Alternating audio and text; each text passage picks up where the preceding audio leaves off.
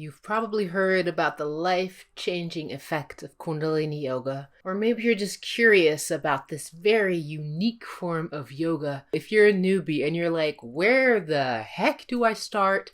Start here with these beginner classes. I'm really excited about sharing this type of Kundalini Yoga and making it really easy and accessible for beginners. We're going to go through the basic postures, the basic breathing techniques, the basic mantras, so that you have a real foundation for starting your Kundalini Yoga journey if this feels like the yoga for you. And if this is the yoga for you, you'll know right after your first class, and that's why I'm doing first class free. So there's no regrets. You don't need to commit to like some kind of a month-long expensive membership. No, you come to that first class, you check it out. If it feels right for you, keep coming to those beginner classes and then try out some of the other classes when you feel confident enough, when you feel like, yes, I have built that foundation, let me move on. And you know what? If it's not the kind of yoga for you, no hard feelings,